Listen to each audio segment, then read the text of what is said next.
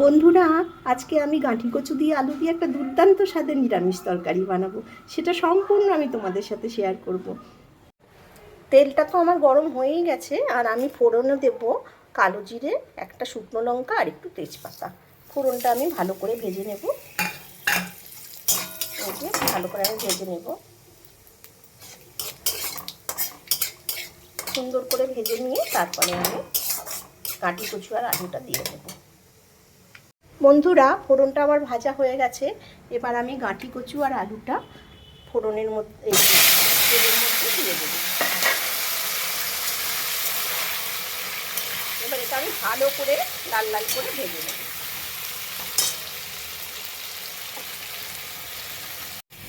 দেখতেই পাচ্ছ গাঁঠি কচু আর আলুটা সুন্দর করে ভাজা হয়ে গেছে।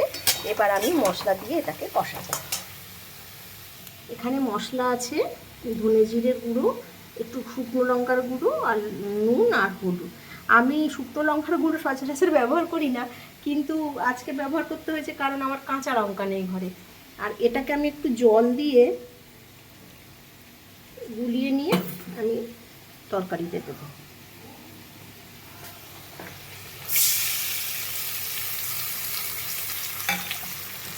এটা ভালো করে কষাতে হবে।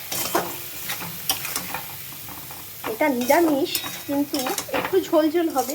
এটা গরম ভাত দিয়ে খেতে দুর্দান্ত লাগে বন্ধুরা। কষানোটা আমার হয়েই গেছে। এবার আমি গরম জলটা দেব, যতটা লাগবে সেই পরিমাণ মতো আমি দিয়ে দেব।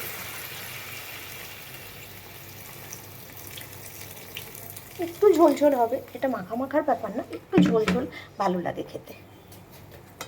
এবার এটা টক বক করে ফুটুক, তারপরে ঢেকে দেবো, ঢেকে কমিয়ে দেবো। একটু কমিয়ে দিয়ে ঢেকে দেবো। ঝোলটা আমার হয়ে গেছে বন্ধুরা, আলু গুঁড়ি কচু সব গলে গেছে। এবার আমি দেবো ধনেপাতা। ধনেপাতাটা দিয়েই আমি নামিয়ে নেব। এইটুকু ঝোল লাগবে, একটু ঝোল ঝোল হবে, এটাতে মাখা মাখা হবে না, একটু ঝোল ঝোল হলে খেতে খুব ভালো লাগে গরম ভাতের সাথে মেখে।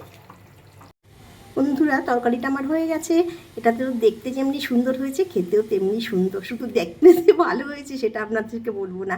যদি ভালো লাগে অবশ্যই ট্রাই করবেন, আমাকে জানাবেন। আজ তাহলে আসি, টাটা।